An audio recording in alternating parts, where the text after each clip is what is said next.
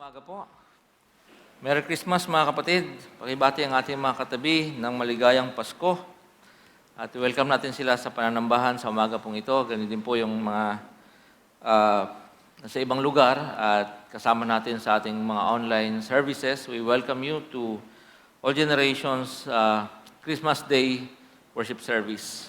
Welcome to our church. At ngayon po ay medyo maulan. Ang forecast ay magtutuloy hanggang bukas. Sana ang bawat isa sa atin ay manatiling ligtas at maayos. At sa umaga pong ito mga kapatid, tayo po ay magpapasalamat muna sa ating Panginoon. Tayo muna ay maglalaan ng ilang mga sandali upang alalahanin. Malapit na pong matapos ang isang buong taon na binigay ng Diyos sa ating mga buhay. Siguro ito ay isang magandang okasyon para tayo po ay magpasalamat, makinig sa ating Panginoon. Sige po, ating pong munang pakinggan ang sinasabi ng Diyos sa ating mga puso sa umaga pong ito.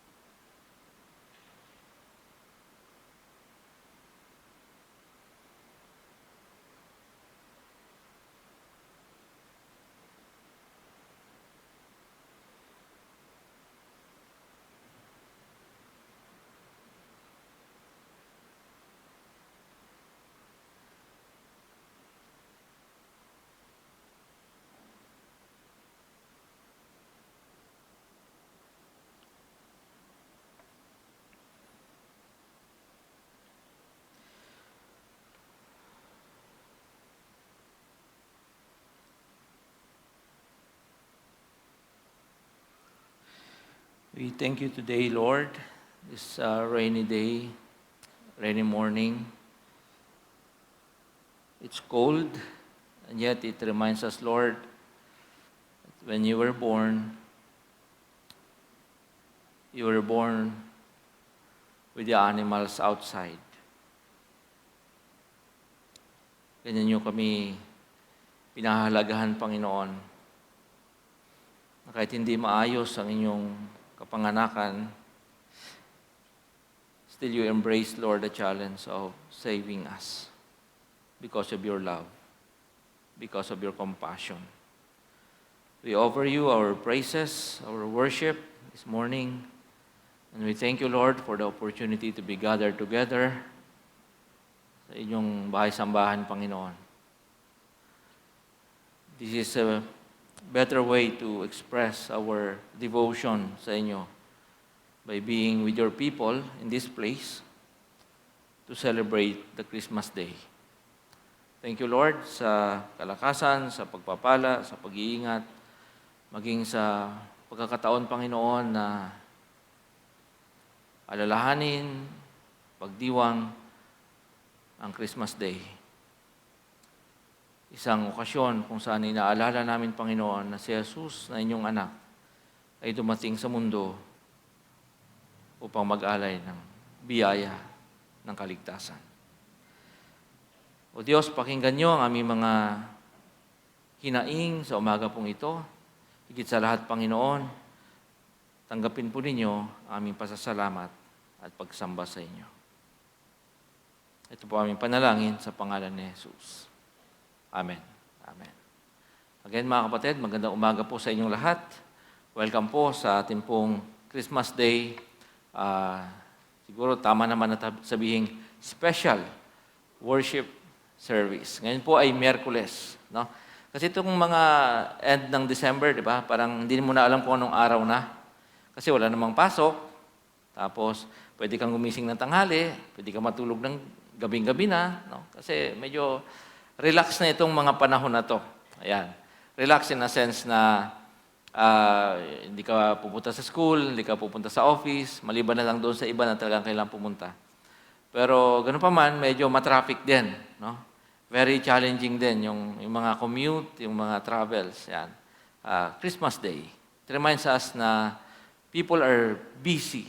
But when you're inside your home, medyo kahit pa paano relax. Hopefully relax yung environment, yung atmosphere sa inyong mga tahanan. Lalo kagabi, no? Salamat tayo sa Panginoon na mayroon tayong chance to be gathered together as families dito sa all generations, no, sa inyong mga sariling mga tahanan. And I hope na nakapag-celebrate po kayo ng maayos. Ayan, pagdiwang natin ang Kapaskuhan ng maayos at masaya sa ating mga puso. The title is Fully Booked. Hindi po ito yung bilihan ng libro. Na kung familiar kayo doon, mahilig kayo sa mga libro, hindi po yun. Kung kayo po ay nakaranas ng mag-hotel, ayan, or sumakay sa eroplano, or sa mga bus, lalo ngayong mga Kapaskuhan, uwi ng probinsya, lagi nyo naririnig tong salitang fully booked. Ibig sabihin, puno na, wala na. At sa panahon ng Kapaskuhan, mga kapatid, narinig din natin yung mga exclusive offers. Ayan. At yung salitang exclusive, meron po yung kakaibang appeal sa mga tao. Especially kung ikaw ay kasama, na imbitahan, na bigyan ng privilege na makapabilang doon sa tinatawag ng mga tao na exclusive. It means for the elites. Ibig sabihin ay kabilang ka sa top 1% ng society. Kaya nga, binibigyan ka ng exclusive offer or deal. Ayan. It means, kasama mo at nakikita mo yung mga powerful, mga influencers sa society. Exclusive. Meron siyang kakaibang appeal sa mga tao. Lalo kung kasama ka doon sa exclusive. At the end of the day, kung ano man yung tinatawag na exclusive, ang dulo po noon ay mga salitang fully booked. Kasi nga kakunti lang. Exclusive lang. Hindi para sa lahat. Walang sapat na space for others. Not everyone gets the chance to enjoy kung ano yung tinatamasa ng iilan sa lipunan. Kasi nga, exclusive, at ang exclusive, laging fully booked. For this Christmas, 2024, dahil nga uso yung exclusive, uso yung paggastos, ang estimate, mga kapatid, sa Pilipinas, yun daw pong mga tinatawag na middle class. Hindi ko alam kung kabilang kayo sa mga middle class. The average spending ng isang middle-class family ay nasa 35,000 pesos for Christmas. Siguro hanggang New Year na yon. So kasama dyan yung mga GCash, kasama dyan yung sa mga inaanak, kasama na dyan yung mga gifts, no? At yung kagabi, Noche Buena, siguro hanggang sa New Year. So, yan daw po yung average spending. 35,000 pesos for this holiday dito sa Pilipinas. Naniniwala ako, conservative estimate yan. Lagpas pa dyan. No? Lagpas pa dyan yung spending. Well, if you have that much to spare for this month,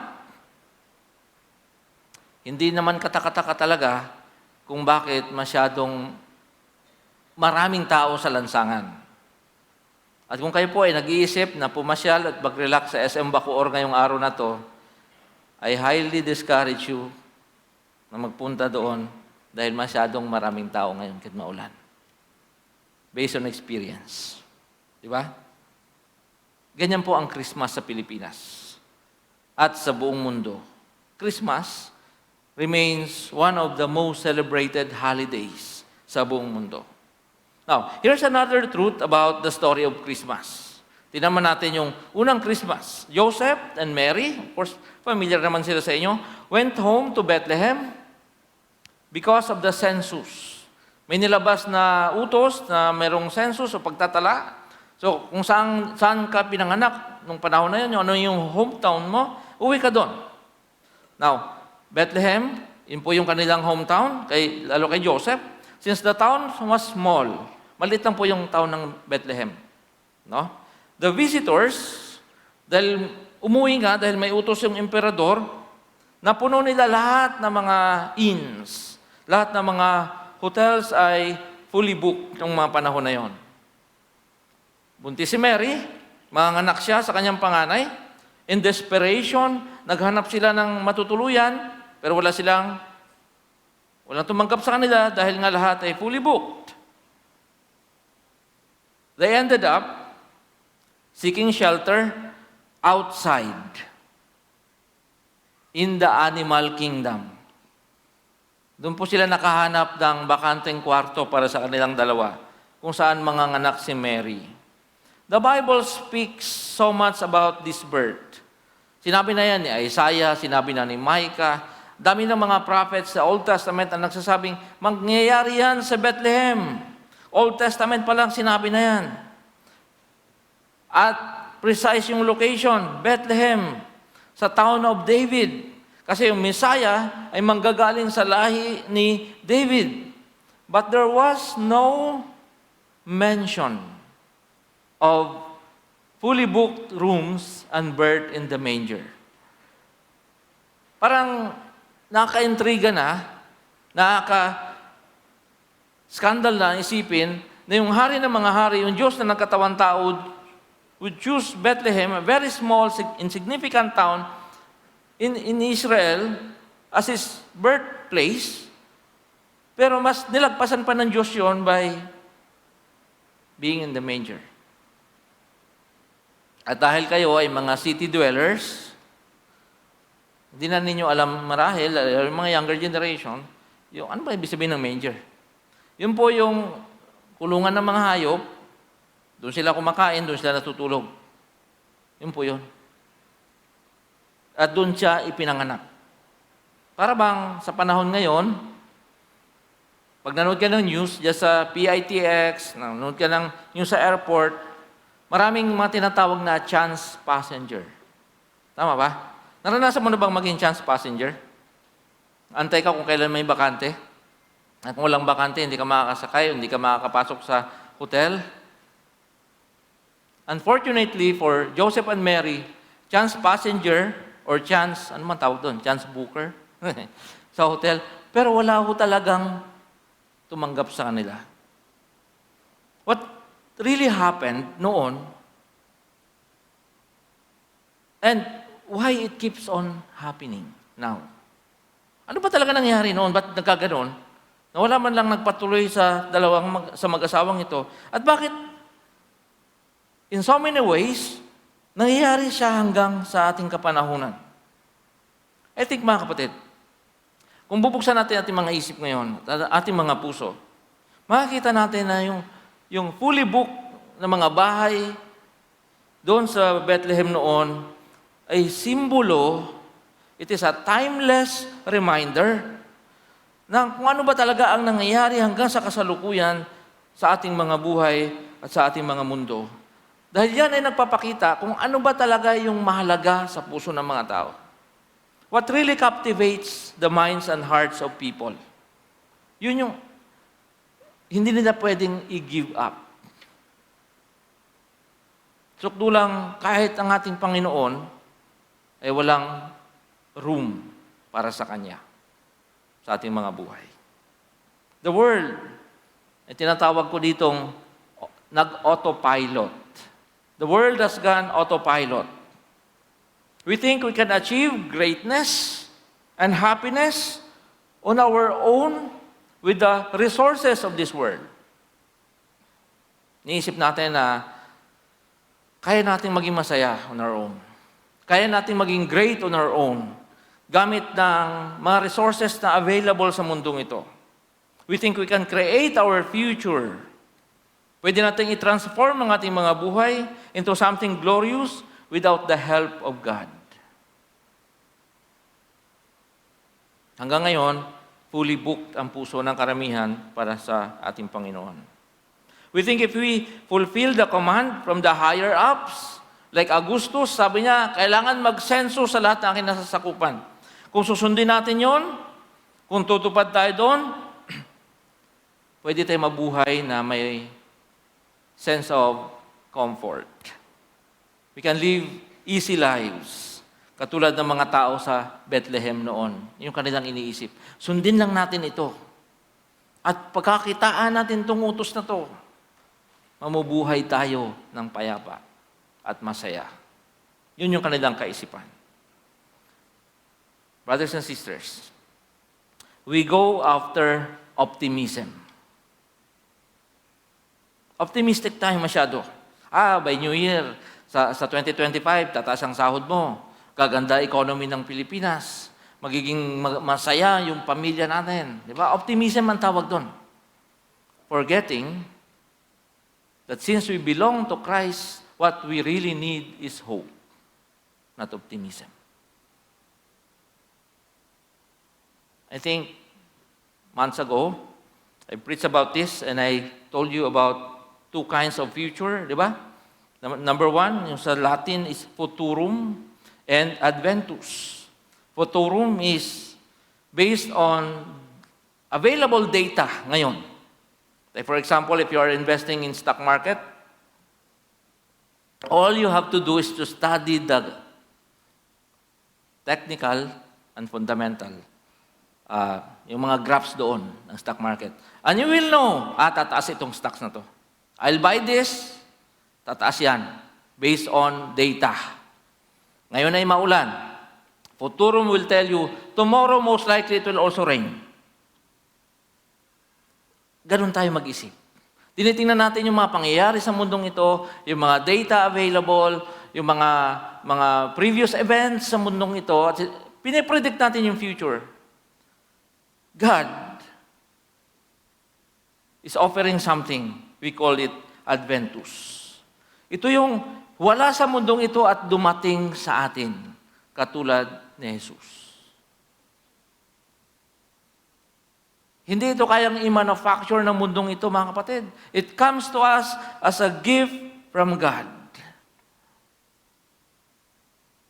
Sad to say, minsan, mga Kristiyano tayo, we look at the data available.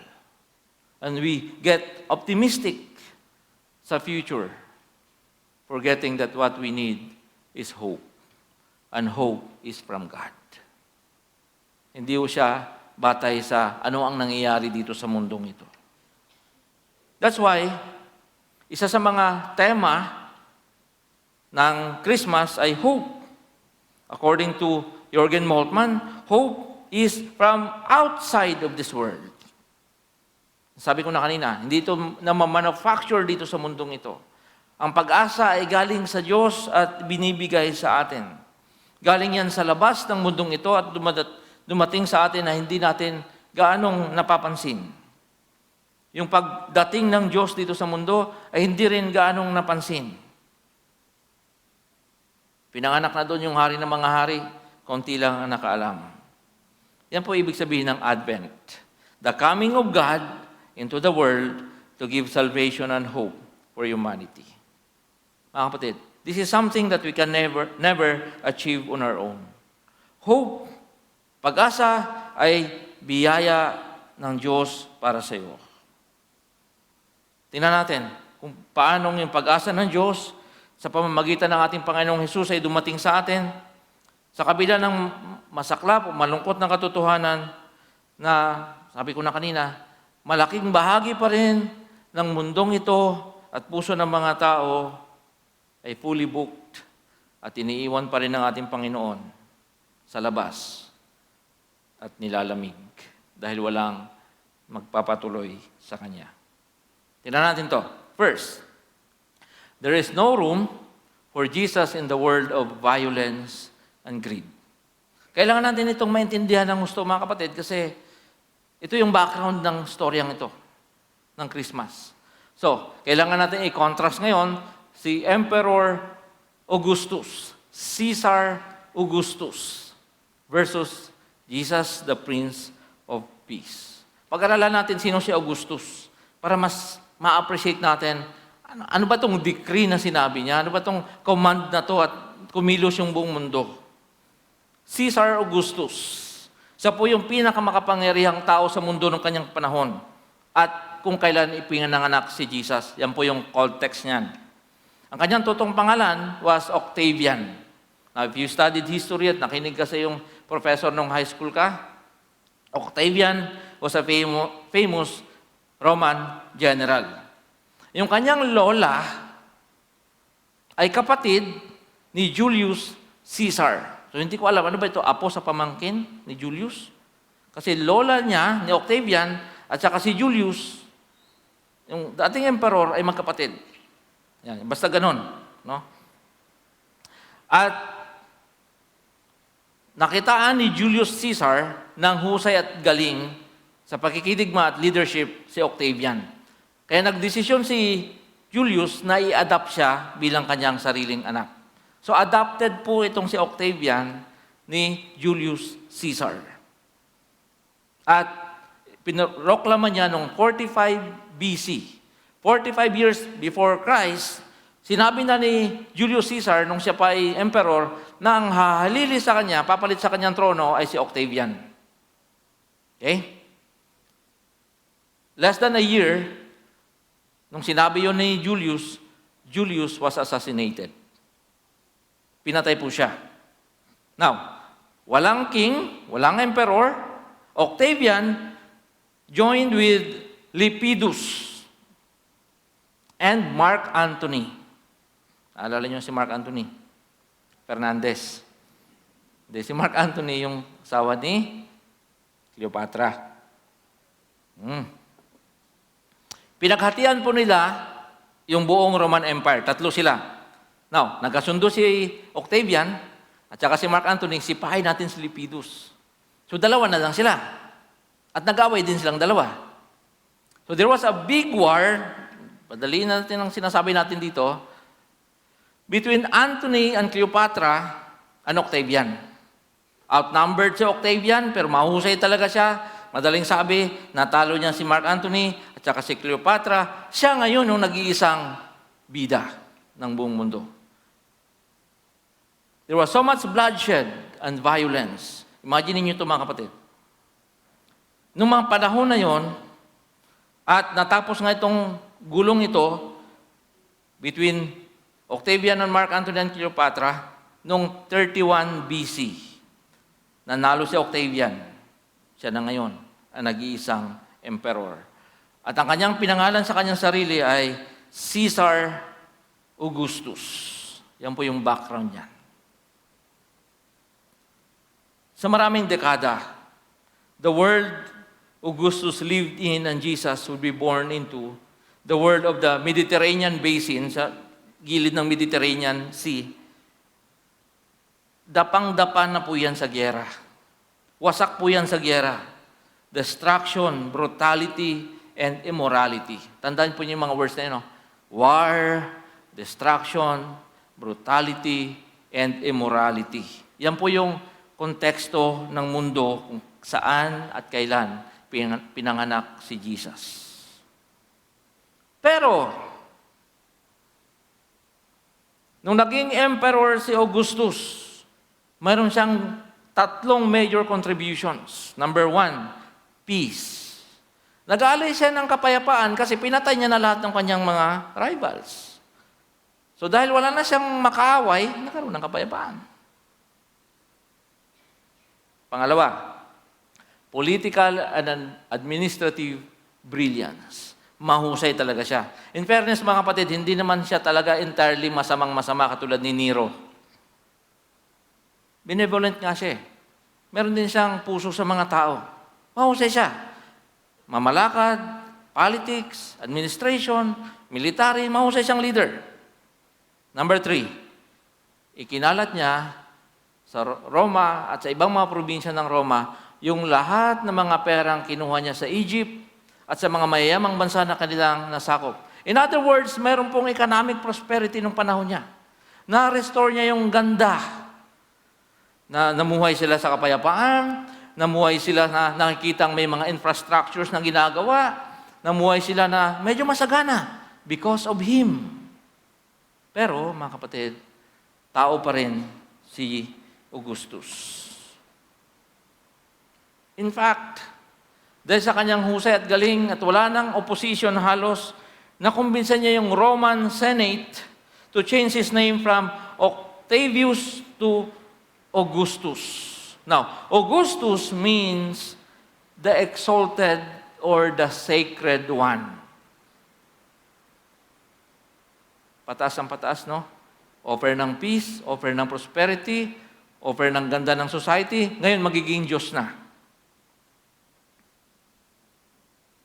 You have a powerful man na nagdala ng kapayapaan at prosperity sa buong rehiyon na kinikilala din bilang Diyos. Bakit ka pa mag-expect ng panibagong ruler? Bakit ka pa mangangarap na may darating pa na mas mahusay? Mga kapatid, it was a world hungry for a Savior, and Augustus projected himself as the Savior. Gera dito, patayan doon, gutom dito, gutom doon. Dumating si Augustus, nilinis niyang lahat yon. Sinasabi niyang, I am the one na inyong inaantay. At naniwala din naman sa kanya yung mga tao. Siya ay political savior. Pero mga kapatid, alam naman natin na hindi yan sapat. Marami ng mga history na nagsasabi sa atin na marami mga tao, mga strong people, benevolent people, hindi naman masasama, na nasabing, I am the Savior of this world. Pwede kong ibigay sa inyo ang inyong mga kailangan. Kapayapaan, kasaganan, kaunlaran. I can give that to you. Noon pa, hanggang ngayon. Kaya nga ang tanong ko sa inyo mga kapatid, this Christmas is this, may nagbago ba? Si Augusto, sinabi niyang, ako ang magbibigay sa inyo nito. Ang tanong, may nagbago ba? Hindi ba hanggang ngayon, tumitingala pa din tayo sa mga may kapangyarihan at mahuhusay di umano ng mga politiko na parabang sila ang ating pag-asa at tagapagligtas? O ba't hindi kayo tumitingin sa akin? Di ba? May mga Augustus pa rin ngayon. Kaya naman karamihan ng puso ay fully booked pa rin at hindi welcome si Kristo. Kasi sa kanila, mayroon na kaming pinag-aangklahan ng aming pag-asa. Ang Pasko ay paalala na tanging si Jesus ang ating pag-asa, tagapagligtas. Hindi ang ating mga political leaders. Paano matatransform ang politics? Tingnan po ninyo ito, mga kapatid. Sabi ng Isaiah, for to us a child is born, to us a son is given, and the government will be on his shoulders. Antayin natin ito. Hindi pa nga nangyayari, pero itong pangako ng Diyos. And he will be called Wonderful Counselor, Mighty God, Everlasting Father, Prince of Peace. Isaiah chapter 9, verse 6. Magdahan-dahan mga kapatid sa pagtanggap ng kung ano-ano sa mga politicians. Hindi sila yung ating pag-asa. Huwag natin ibigay yung ating mga puso sa kanila para magkaroon ng puwang si Kristo sa atin. Pangalawa, there is no room in the world caught between desperation and promises of optimism. Alam mo yung pinakamahirap sa lahat, no? Yung mahirap tayo, tapos naghahanap tayo ng mga chances na umunlad. Pag masyado tayo na-focus dyan, mga kapatid, laging biktima dyan si Jesus. Tingnan natin to. Luke chapter 2, verse 7. And she gave birth to her firstborn, a son. She wrapped him in clothes and placed him in a manger.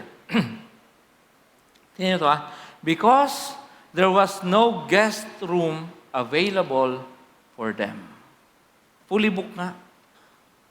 Wala silang matuluyan. Ganon kalaki yung impact ni Caesar. Utos niya, susunod lahat ng tao. Pag tinaas niya yung kanyang finger, the whole world is set in motion. Kikilos yung buong mundo. Now, kung ikaw ay taga Bethlehem, mahirap, laging kapos, at dumating ang napakaraming turista Mga dati mong kapitbahay na yumaman sa Jerusalem, mga dati mong kababata na yumaman sa ibang lugar, uuwi. Dahil may census. Kung ikaw ay negosyante mag-isip, this is good business. Isn't it? Samantalahin natin to. Matagal tayo namuhay sa kahirapan. Maraming darating. Patuloyin natin. Siyempre may bayad. This is good business. This is good income opportunity. Sabi ko nga, Bethlehem is a very small town, living in poverty, malungkot na lugar, at biglang dumami yung mga bisita. What a break! Opportunity to earn. Alam nyo, hindi naman yan masama. Hindi masama na tayo po'y magsikap. Hindi masama na tayo tumingin sa mga opportunities. Hindi masama na tayo mangarap at kumita. Problema ganito. Yung mga tao noon, baka tayo ngayon. They got so focused on earning additional income to the point they miss entirely the one who is called faithful provider. Let us provide for ourselves. Opportunity to earn, to make a living. Yung mga tao, si Caesar Augustus pa rin ang mag-provide sa atin because sa utos niya, dumating yung mga tao na magdadala sa atin ng pera. Yun yung nasa isip ng mga tao noon. Na dumating yung Savior na tinatawag ding faithful provider and they have forgotten that. Minsan ay pagpapalit natin mismo ang ating Panginoon sa mga bagay between prosperity and poverty. Dito sa gitna, nandun ang ating Diyos. Naging focus tayo masyado doon sa maliit na lugar na yun, na nakalimutan natin si Jesus, ang ating provider. At siya ay tapat sa atin. Focus ako dito mga kapatid. If you see yourself in this situation, my advice is don't miss Jesus. Huwag nawang lumagpas si Jesus sa buhay mo. Nandiyan na siya, dumating siya, nangako siya, magbibigay siya sa atin. Kaso lang, focus na focus tayo sa ibang bagay. Opportunity na to eh. Miss natin yung mismong source ng ating mga pangangailangan.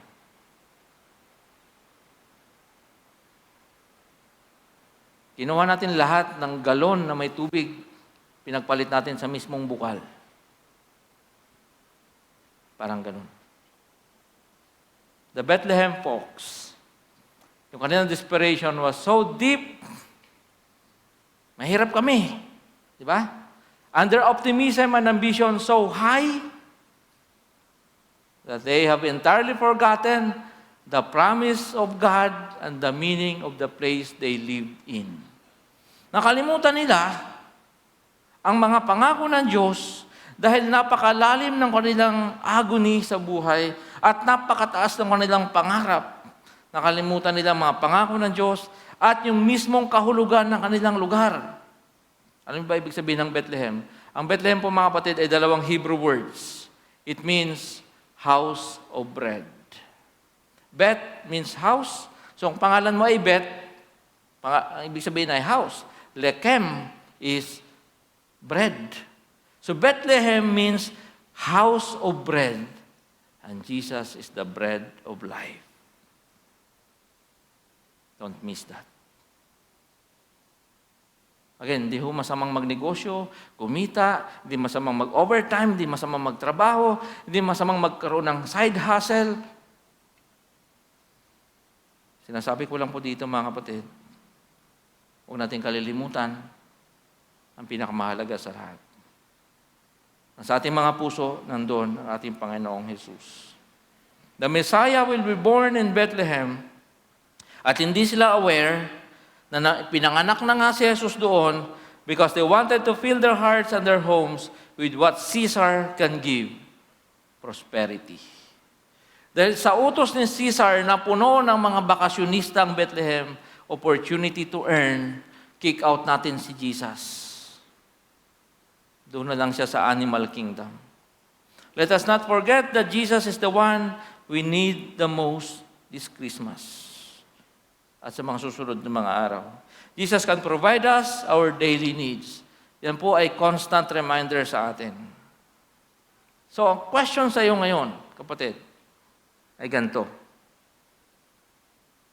Is Jesus in your bank accounts? Is Jesus in your places of business and work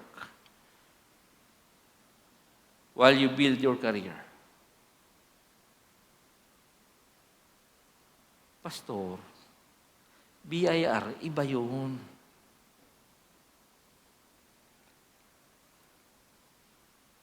Pastor, yung mga ganitong transaction, hindi mo pwedeng gamitan ng Bible to. Hindi ka makakuha ng kontrata dito. Sabihin mo yan kay Jesus, huwag sa akin. Pastor, pag hindi ka sumipsip sa opisina, hindi ka man po-promote, sabihin mo yan kay Jesus, huwag sa akin. Is Jesus there? Or your heart is fully booked with so many things? At kaya mong isipin ngayon, Jesus, you can just stay outside. Is Jesus in your school? Kung ikaw ay nag-aaral.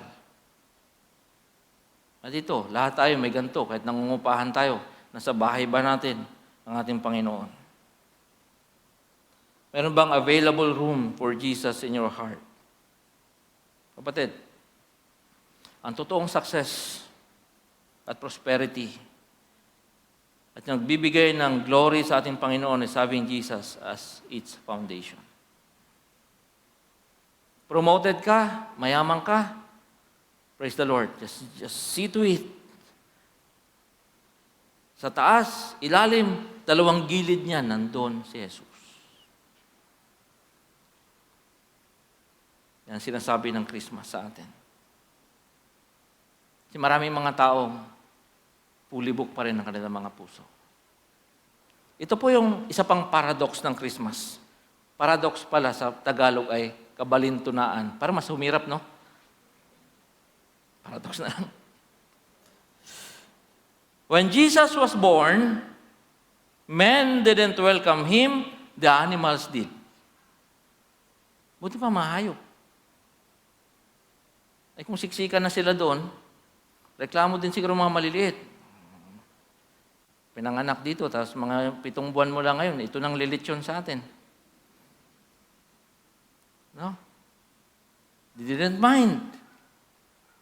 Men didn't welcome Jesus, the animals welcomed Him. Paradox. Today, mga kapatid, there are more rooms in the houses and hearts of people for the animals than for their fellow human beings. Mas mahal na nga natin yung mga aso at mga pusa sa bahay kaysa mga anak ninyo eh. Di ba? Oy, wala akong kahit anong masama sa mga pet lovers dito, no? Hindi ko sinasabing tapon nyo na yung mga aso ninyo. Pero ang totoo lang, transition ng mundo, mas mahal na natin yung mga hayop sa mga tao. At sabi ng Bible, kung hindi mo kayang mahalin yung taong nakikita mo, mas lalong hindi mo kayang mahalin ang Diyos na hindi mo nakikita. Ganun lang kasimple ang equation ng Panginoon. Kaya nga, sa survey ngayon, kung nagbabasa-basa kayo, no? Para naman mapakinabangan ninyo yung mga time ninyo sa Facebook, basa-basa kayo ng mga totoong articles. Uso po dito sa Pilipinas, well, sa ibang bansa pa kasi nag-umpisa yan, pero uso na sa Pilipinas yung tinatawag na DINK. Narinig nyo ba yung DINK? Term na DINK, dual income, no kids. So, babae at lalaki, mag-asawa sila, nagdesisyon silang wag mag-anak, dual income, no kids. Para makapag-travel, makapag-alaga ng hayop, mga gustong gawin sa buhay. Tawag po doon ay DINK. Nauuso po yan sa Pilipinas ngayon. Hindi, siguro ibang sermon ito. No? Diyan. Ang sinasabi ko lang, minsan, mas mabuti pa yung mga hayop na alagaan ng gusto. At mabuti pa mga hayop nung panahon ni Jesus, sila yung nag-welcome sa Kanya. It is therefore safe to say, wala pa rin enough room for the Savior and Creator and Sustainer of both men and animals. I'm just saying. Hanggang ngayon, sarado pa rin ang karamihan ng mga puso. Pangatlo, panguli. This world, ito naman yung bawi dito. No? Parang, naman, pumunta nga kami dito ng December 25, uwi kami malungkot. Pero ito bawi, itong good news dito. This world will never lack people who will risk everything for Jesus. Yes, maraming mga puso ang sarado, maraming mga bahay hindi magpapatuloy sa ating Panginoon hanggang ngayon, pero mayroong mga tao na haharapin nila lahat ng panganib just to pursue Jesus. Meron pong heavenly host na nag-concert nung pinanganak si Jesus. Diba? Kumanta yung mga anghel. Sa account ni Matthew, nung pinanganak si Jesus, may mga magi na nilakad nila, nag-travel sila sa napakalawak ng mga disyerto na puno ng mga tulisan at hardships just to worship Jesus. Sabi yun ni Matthew. The shepherds, iniwan nila ang kanilang livelihood. Itong mga shepherds, yun po yung pinakamabahabang uri ng trabaho ng kanilang panahon. Hindi ko alam kung ano equivalent yan ngayon. Basta pag shepherd ka noon, yun na yun. Nandun ka na sa pinakailalim ng lipunan. Iniwan nila yon sapagkat inutusan sila ng mga anghel na ibalita na pinanganak ang hari ng mga hari. Not to mention na yung kanilang mga testimony sa court ay hindi tinatanggap kasi wala silang kahit anong value sa lipunan. Pumunta pa rin sila doon para masabihing pinanganak si Jesus. They have abandoned their sheep to see the baby in the manger. Yung kanilang kabuhayan, strike one lang po yun mga kapatid. Kung ikaw yung may-ari ng sheep, tapos iniwan ng mga shepherds, anong iisipin mo? Strike one yun. Iniwan nilang lahat yun para kay Jesus. Why? Kasi naintindihan nila ng magi, naintindihan ng mga shepherd, na yung kanilang pupuntahan is more precious than what they have. Magi, mga matatalino at mga mayayaman, kaya nga nung dumating sila sa bahay ni Jesus, 2 years after, hinanap nila yung 2 taon bago nila nakita yung saan talaga yung star. Ganun ka. Tindi yung kanilang paghahanap kay Jesus. 2 years. Malaki-laki na si Jesus nung natagpuan nila sa bahay. Ang dami nilang binigay na regalo. Rome issued a decree. At lahat sumunod dahil sa takot. Pag hindi ka sumunod, paparusahan ka ni Augustus. Sa kabilang banda, Jesus came, announced by the angels, announced by the star, at yung magi, mga shepherds, came to Him not in fear. Pumunta sila doon hindi dahil sa takot, kundi dahil sa saya, respeto, and adoration. Tanong, maulan ngayon, puyat ka kagabi, but why are you here? Bakit ka nandito ngayong umagang ito? Why have you come? Is it because of fear? In-announce ni pastor nakakaya pag hindi tayo pumunta. Di ba? Naka-schedule ako ngayon, kaya pupunta. Is it because of fear? or because you are willing to abandon everything just to pursue Jesus. The shepherds, they abandoned their only livelihood just to pursue Jesus. The Magi, they left their country, dinala nila yung kanilang kayamanan just to pursue Jesus. Muntik pa silang mapatay ni Herodes. Yun yung ating topic last Sunday. Mga kapatid, sana kasama tayo dito. Maraming mga nagsasara ng puso, sasara ng tahanan, maraming ayaw sa Panginoon, pero sana kasama tayo dito. Dahil meron at meron, hindi mawawalan na mabubuting tao itong mundong ito. Mabubuti kasi iiwan nilang lahat para sa ating Panginoon. Let us worship Jesus with joy and reverence. And if your heart is indeed full of joy for this year, let us offer Him our gifts. Don't let your hearts be crowded.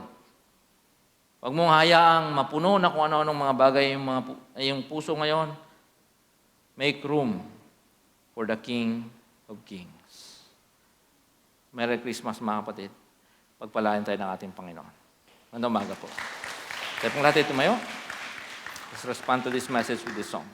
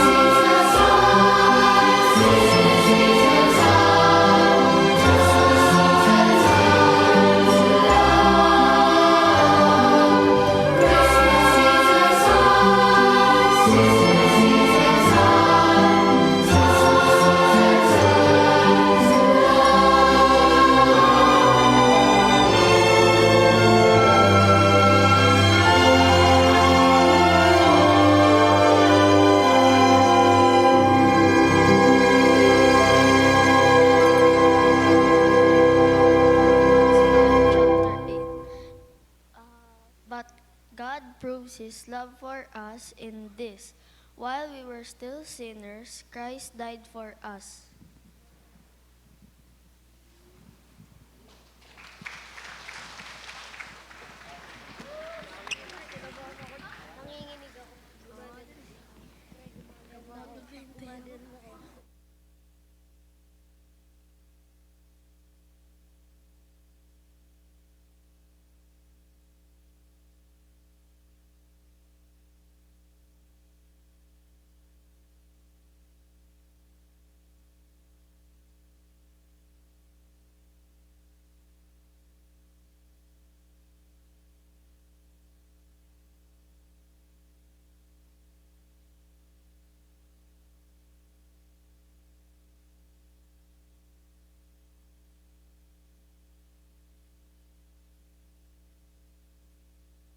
Paka po natin mga bata at mga teachers. Let's pray. Father, we thank you, Lord, sa araw po na to. Salamat, Panginoon, sa mensahe ng inyong kapanganakan. Turo nyo sa amin na kayo lang ang aming pag-asa. You are our Savior, and you are our hope. And certainly, Lord, you know how to provide for your children. So I pray, Lord, the rest of this week, you will open, Lord, the floodgates of heaven for your children. Nawa, Panginoon, kanilang mga pangailangan, Lord, matugunan sa mga araw na darating. May the Lord bless you, my dear brothers and sisters, and may He keep you. May the good Lord make His face to shine on you and be gracious to you.